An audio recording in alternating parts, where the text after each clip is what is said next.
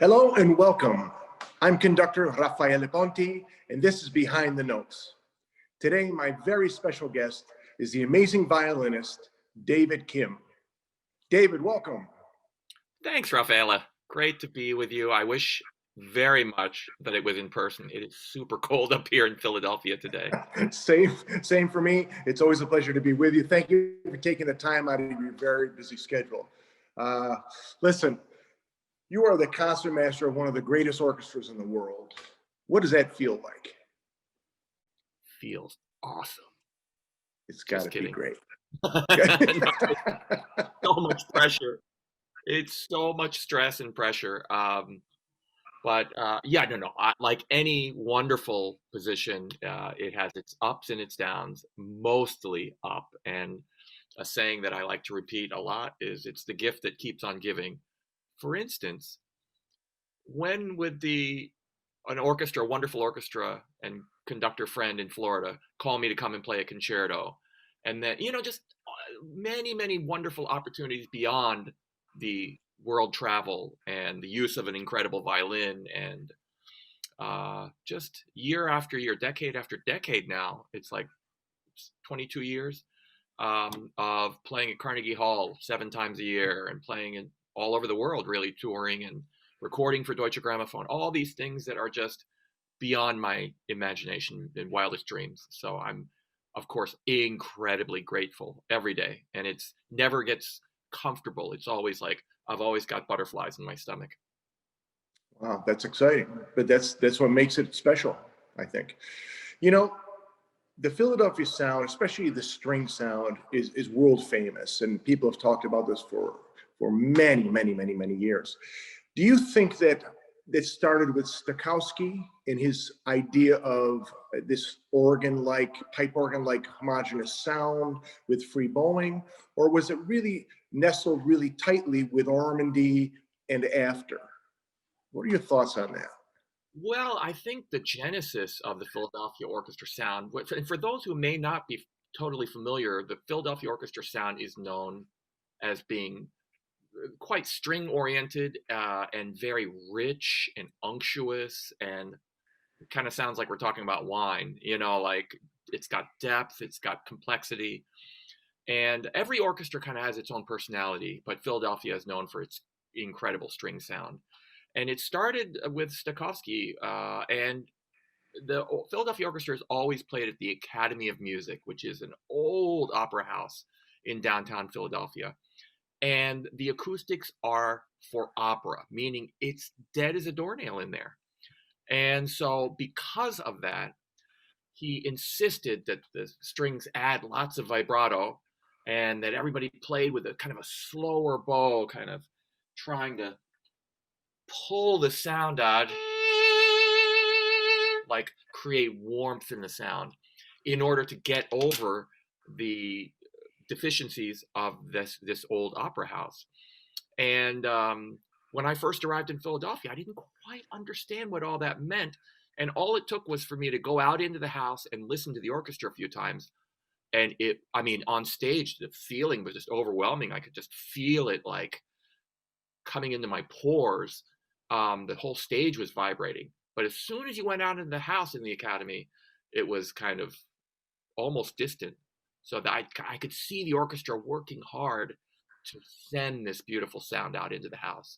Now we're in a different hall, 2 blocks away, the Kimmel Center for the Performing Arts. And anyway, so it continued with Ormandy after that, and then Muti, and it doesn't matter. You can put any name in there and any conductor, and they all have respect and reverence and understand that we are all stewards of this incredible sound tradition in Philadelphia, and that someday we will step off the train, but the train will keep on going. That's terrific. Stokowski also worked a lot with, or changed often, the orchestra setup. I mean, at some recordings, you can see video of him with the strings are totally to the left side of him, and then the winds and brass are all to the right. What was his what was he experimenting with? Was he struggling with the hull, you think, at that point to try to see what would sound better? Well, I think he was more of a maverick and unafraid to experiment.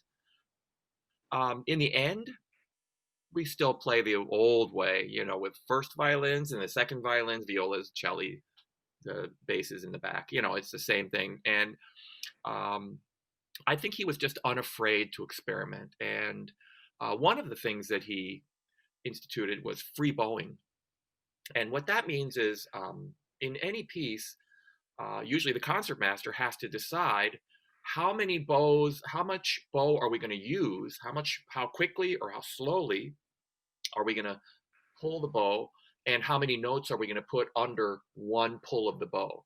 And all that has to be decided, and it really affects the music coming out, the sound quality coming out. And so here we are. There are bowings that are passed down from generation to generation in orchestras. The parts stay in the library generation after generation through a lifetime. And then suddenly, here comes Stokowski, and Ormandy after that too, said, you know what? I don't want to hear the orchestra breathing, meaning like when I change direction of the bow from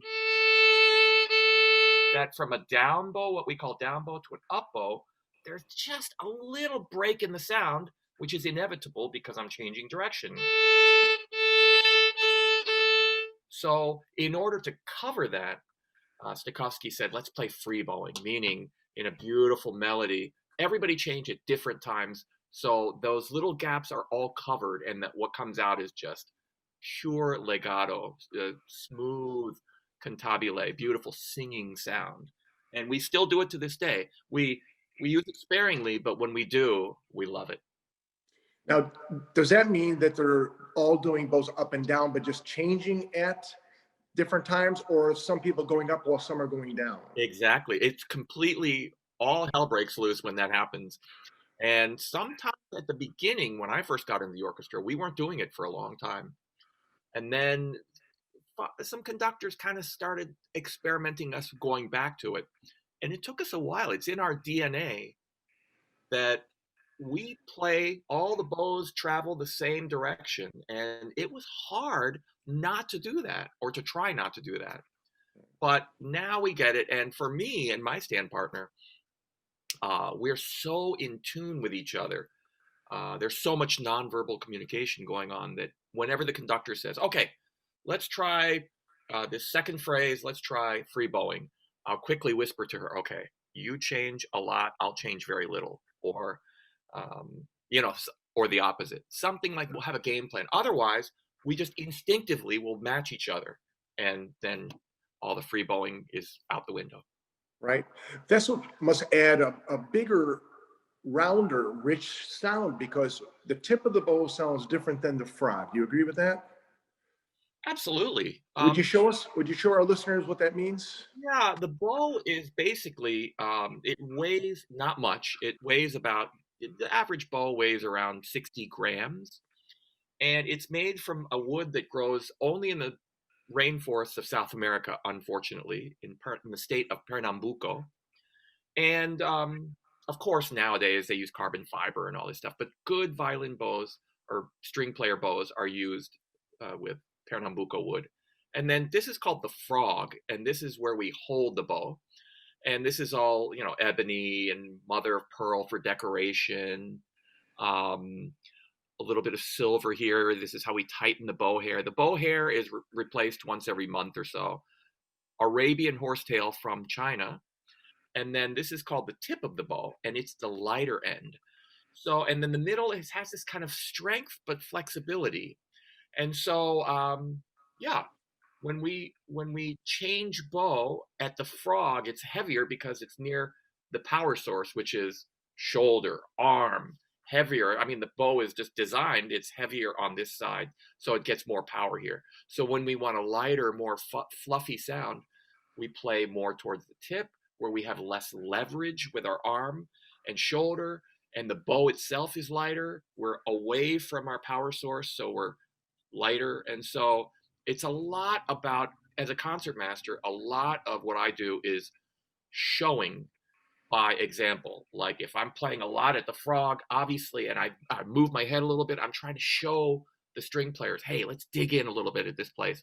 Or if I lift my head like, oh, like I'm suspended and I'm playing at the tip, I'm trying to tell everybody, hey, let's be delicate, let's be fragile here. It's a lot about showing, and people who sit in the back, they can't necessarily see my facial expressions or anything, but they can see the conductor and they can see the tip of the concertmaster's bow. So they're kind of peripherally watching the tip of the bow while they're watching the maestro. Bow speed is very important. Do you agree? Yeah, I mean, For a section, because the player that's using this much and digging down, as opposed to someone who's really using the bow at it's a different weight, and the color is much different. Do you agree with that? absolutely. It's pretty, I mean, it's easy for me to say, but it's pretty simple about making sound on a violin or stringed instrument. It's all about three or four things. One is, as you say, bow speed, meaning how fast am I pulling the bow across the string? If I want to create sound, I'm going to move the bow faster. And if I'm going to make a darker, richer sound, I'm going to pull the bow slower and create like a friction or sticky feeling on the bow.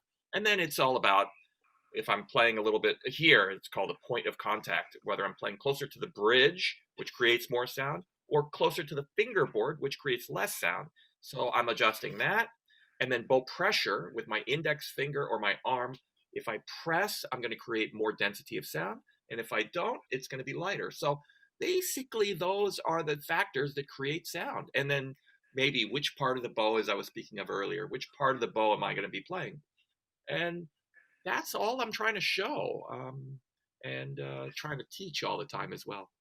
That's terrific. You know, the inner circle right around the conductor, they're all communicating very well and very easily because everyone is looking right at everybody's face and they're looking at where your bow is, where you are on the string, the speed and everything else. But there's also times when the first violins maybe don't have the melody, which is unusual, but the violas have to bring something out. They could be in a different place. Is that true? Like, it's almost like big quartet playing. It is. It's funny you should say that because I absolutely, of course, we talk about that all the time. We say like being in an orchestra is like being in a gigantic string quartet. There's nearly 100 of us on stage, and if it's a big Bruckner or Mahler symphony, it could be 105 or 10. But I would have to say that playing as a section leader, it's dangerous sometimes. I can end up being a little bit too much like in our own little club, principal viola, principal cello, and we're looking at each other and we're cueing each other and we're playing string quartet. And then people like even two or three stands back are struggling. They're like, hey, why can't we be a part of this party? So when I'm playing, I'm not a tall guy, I'm about 5'8". I try to portray myself with my carriage, my posture as a bigger person. And I try to throw my energy not down here with my colleagues in the front. I try to throw my energy over my shoulder all the way to the back stand. And then I try to not lead with my scroll like this. That's not my job. That's the conductor's job. But in terms of just texture and energy, I'm trying to use my head because I know people can see the back of my head. So back of my head, tip of my bow, and just kind of feel big. So I try not to sit too far forward in my chair on the front edge. I try to keep my rear end back. So it looks like many times people will see me after a concert and they'll say, wow, I thought you were bigger. You looked big, much taller on stage, but you're not that big a person. Mission accomplished. That's wonderful. One thing I really admire about you, and I think is very unique, as a concertmaster, most of the time concertmasters do the bowings and they simply get the librarian will get your bowings to the other section leaders and they generally copy what you do. You have a really unique and I think really ingenious way of doing this with your colleagues. Would you explain your technique, please? Sure. Usually the way it goes is the concertmaster I will design the bowings for a piece, and then I will send it to the principal second, first chair second, and then they will match, and then it goes to the viola, and they match, and then cello, and then principal bass. It takes forever to do that, and we are all busy. Some of us have kids. It's just crazy. So we started doing it collaboratively here in Philadelphia. So basically, myself, principal second, and principal viola, we actually get together in my dressing room periodically, maybe once every 2 weeks, and we just go through stacks of music. And basically, we just have a separate little mini rehearsal where we match our bowings, and it's so much easier when we're together. We can talk about it, or we can say, oh, you know what? I remember when we played that 4 years ago. That was really awkward playing everything at the tip. Maybe this time we can change it. Then we'll all change it. So when we're done with it, we email it all to the library. They put it in all the parts. It saves a lot of time at rehearsal too. There's none of this kind of, I thought we were going to be in the lower half of the bow for that. No, no, no. It's all decided before. And so then the conductor can just make music and we don't have to worry about nuts and bolts so much. That saves about 45 minutes a week, doesn't it? Oh, yeah. And also a lot of tension because, it's just like any organization. You have all kinds, and you have some that like to talk, and people like fourth stand, that guy who's always like, oh, I have a question. We're like, oh, can you just hold it until break and ask me in private? And, oh, no, no, no, I have a question regarding something. And the rehearsal just grinds to a halt. So all this collaborative bowing, pre-bowing, really heads off a lot of that stuff. That's great. Oh, wow, Now, I must have had a big drink at lunch. I'm like, I've got truth serum coming out.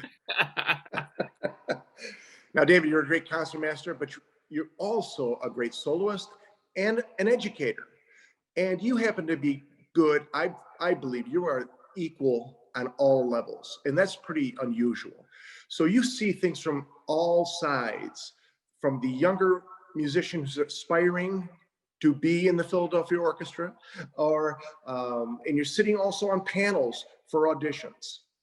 Now, when you're sitting on a panel with colleagues, and you're listening to, say, let's go with a violin player, just to say, are you looking for the Philadelphia sound, or are you looking for a great artist that can learn the Philadelphia sound?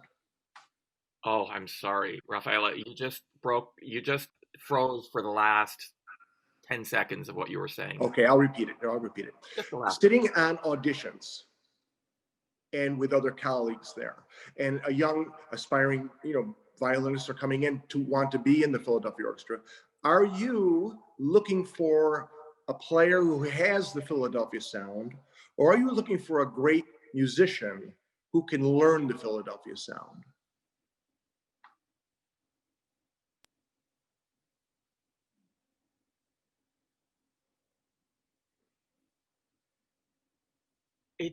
I think it's much harder to find somebody to join a great orchestra. I mean, every year, all these conservatory schools around the world, not just the United States, around the world, are spitting out tons of great players, and they all want a job, and a lot of them want a job in an orchestra. It's really hard, and not like in the corporate world. You maybe play a round of golf together, go out for dinner, go out for drinks, that kind of stuff. In our orchestra setting, there are 2 rounds with a screen where we can't even see who it is, and then 2 more rounds without the screen. But really, it's very anonymous, very, very controlled. So there's no favoritism or nepotism or anything like that. So to answer your question, Raffaella, I'm trying at least my portion. There are 14 of us on the committee, and then the maestro in the finals. At least what I'm looking for is the best musician. If they're a great musician, obviously I'm thinking to myself that the operating of the violin, the instrumental aspect of it is a given. Like they've got to be world class as a player. But then they need to also be a great musician. And then if those things are present, I'm not really so concerned if their sound is not like huge and Philadelphia cream cheese sound. That's okay. As you say, they'll get it when they come in. I mean, they'll get it in spades. So I'm also looking for a couple of other qualities, and I haven't really talked about this much in public, but one is fearless. Behind the screen, even though the material of the screen is probably thinner than my shirt, I mean, it's nothing. It creates such a psychological barrier. And so when I have the screen in front of me, I'm looking for somebody who's fearless, meaning we ask them to play little excerpts from the major symphonies and a little bit of solo material. They play about 7, 8 minutes. If they take forever between, if there's like this long silence, they can't pull the trigger. We're all like, maybe not. Especially with wind and brass players, we hear them cleaning out their instrument and blowing out the spit, and like so much waiting. I'm looking for somebody who gives me a uncomplicated vibe. I want to find somebody who is going to come in, be fun to hang out with, easy to work with. I don't need anybody who's going to come in and put their imprint on the Philadelphia Orchestra. No, just come in and we're all going to work together and collaborate. But we certainly, so I'm looking for somebody who gives off a uncomplicated and perhaps I should say a warm impression just through their playing. Just like, oh, that person sounds like a mensch. I don't know. Their phrasing, everything is just beautiful. And yeah, I would like to advance them to the semifinals. Like that's how I'm thinking. Do you think how someone plays is telling of who they are inside? Oh yeah, it's very complicated, just like life, just like marriage. It's so much baggage comes with it. Like we might hire one violinist after a worldwide search, and they show up at our doorstep with 2 big bags full of baggage. Like whatever it is. And so we're gonna have to deal with that, and that's why orchestras are so complex and interesting. You have your crazy uncle, you have your alcoholic grandfather, you have every type all across the board. You have people who are having affairs with each other, with other people. You have married couples within. You have friends who used to be friends who haven't spoken to each other in 30 years. Somebody wrote in the chat here, is there ever tension between stand partners? Absolutely.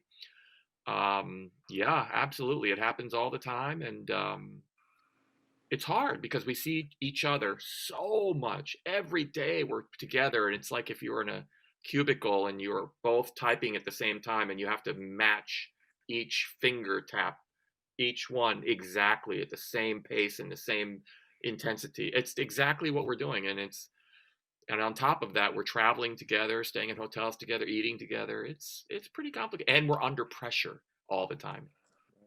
Big pressure.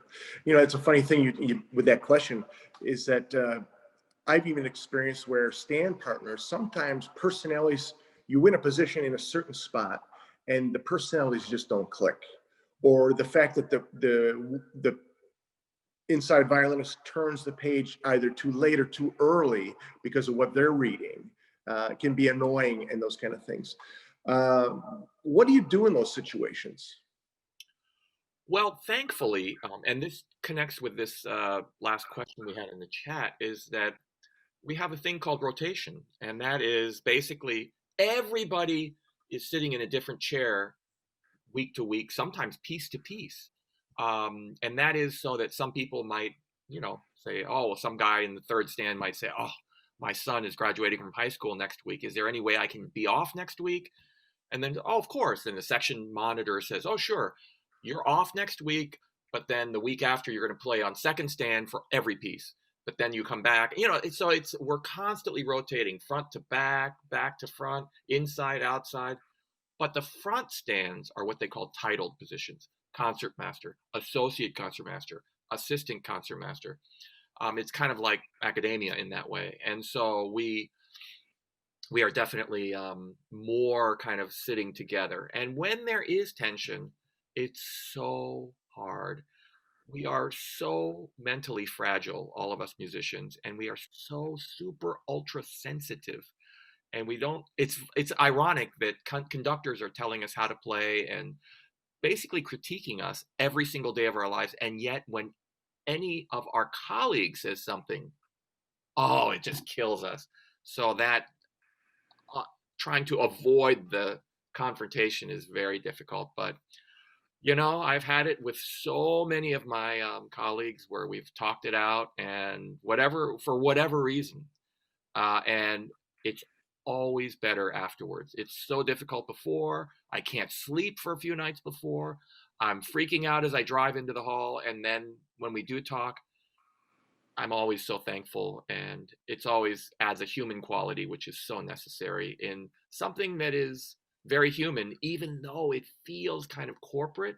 We're Philadelphia Orchestra. We have rehearsal 10:30 to 1 with a union rule that we have a break at 11:42. Like everything is kind of corporate, and yet in the end, it's a very human organism. It's a unique thing you just said. As an artist, as a musician, you have to open your heart to be that musician that you are. And yet we have to constantly be protecting it, because if it gets hard or hardened over the years, you know what I mean? Then it changes you as a person, and it also changes your music making. I see that all the time. I see that all the time. Yeah, I couldn't agree with you more. How do you train young music? I wanted to ask one other thing. When a person wins the audition and now sits in the orchestra and is becoming the part of the section, how long is the grace period to get tenured in Philly?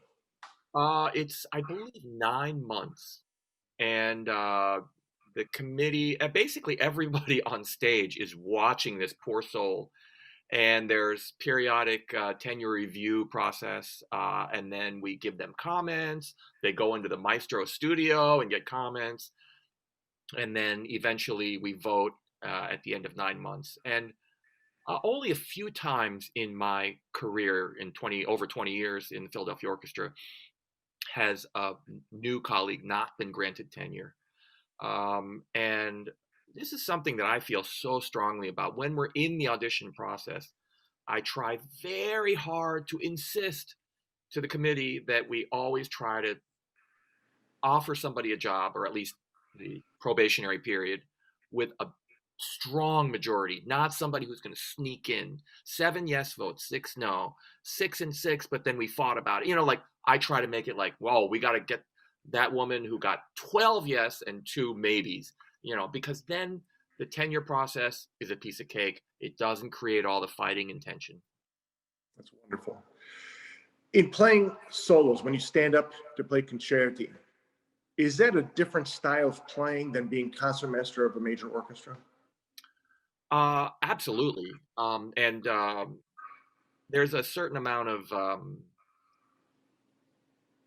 freedom, but it's also kind of, you're exposed because you're not one of 100 players all playing together, which there's kind of safety in numbers there. But when I'm playing solo, there's a freedom because, I can make music with you and the orchestra's trying very hard to be kind to me and kind of follow me. But then there's also kind of a suddenly you're exposed quality. And so that's scary also. And it's the most scary when I'm playing with the Philadelphia Orchestra, when I'm playing in front of my colleagues who are all just so fantastic. So, yeah. And one of the questions is, what do I like best? Do I like playing in symphonies or chamber music? I like it all. And if any of my career elements, solo, chamber music, orchestral, whatever, if teaching, if any one of them was missing, I would be a much even more inferior musician, because each one of them kind of feeds the other, and I learn one segment to the next, and I love all of them. And if I end up in a period doing too much of one, then I do get burned out. Then I feel like I need to go and get away and play a concerto, or go and teach at a festival or a camp or something. Then I come back and I'm refreshed. So, as I said, it's the gift that keeps on giving. You have the ability to do stuff like that. It's terrific. Here in Florida, we're fortunate to be able to play outdoor performances now because of the weather. What's the Philadelphia Orchestra doing during the pandemic to continue putting music out there into the world? We have been so incredibly fortunate to be continuing to work. A lot of orchestras are basically dark, not working, some not paid, which is just crazy. And we have been recording a ton of material for streaming online. And at the beginning, I think our audiences were a little bit like, oh, it can't substitute for the real thing. But now people are starting to kind of get into it, and they understand, and they might, watch it not on their little iPad, but they might watch it on their 57-inch screen with their good speakers, and people are really starting to enjoy it. And though once this is all over, we will of course go back to live performance and all that, there might be something to be said for streaming, for perhaps some audiences who may not be able to travel to the concert hall, who may not be able to afford concert tickets. Many different variables to this. And yeah, I think there were a lot of silver linings during COVID.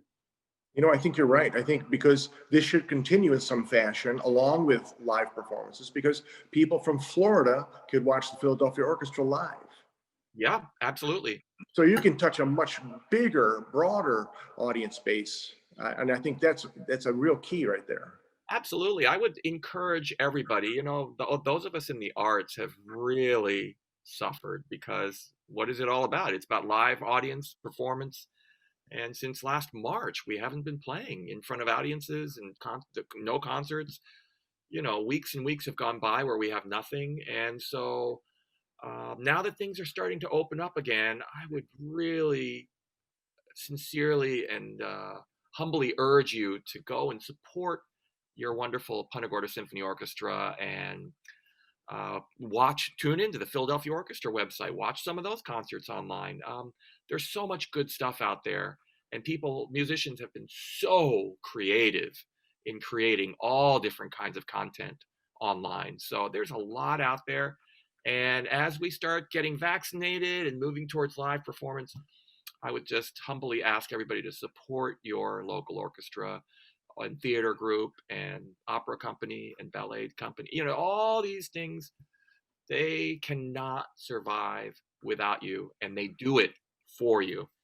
That's correct. I firmly believe that once we're able to get into the concert hall again, the symphony is going to become more important than ever to people, because we've been confined for so long. And this is such a beautiful interactive sharing from stage to audience and audience to stage that it's going to be really welcome.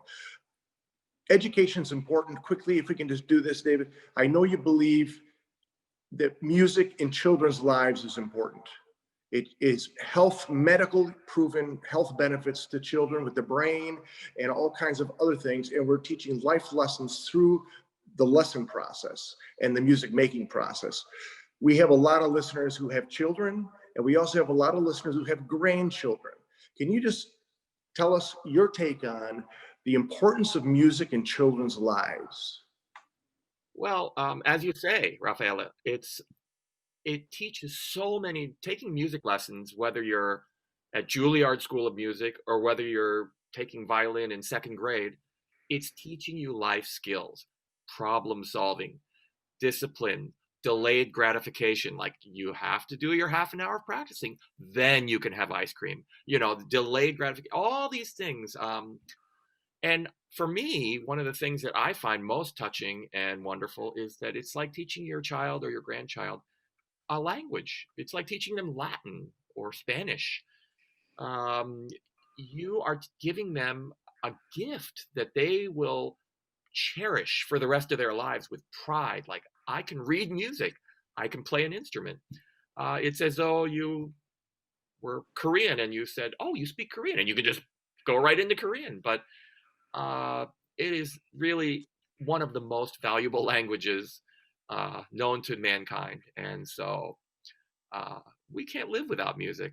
None of us can. And it's been such a source of comfort during COVID.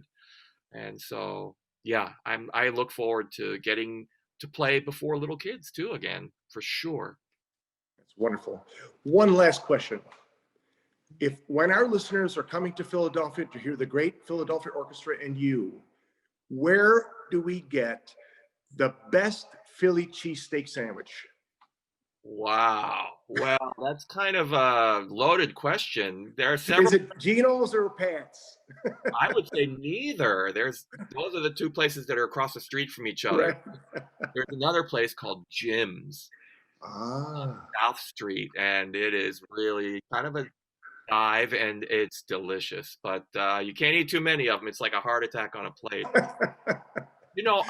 Raffaele, I see some questions here maybe I'll ask Elise if she wouldn't mind leaving this open, and I'll respond with typing to some of these questions later after we finish. That'd be delightful. Thank you for that. Listen, David Kim, you are wonderful at every level. And I always enjoy making music with you. It's a dream come true. It's just like an angel playing the fiddle, and it's like breathing with you. It's so easy and a joy. So thank you so much for your friendship and your musicianship. You're changing the world through your music. Thank you, David. So much, Raffaele. What a pleasure, and right back at you. Lots of love. Thank you. Ciao.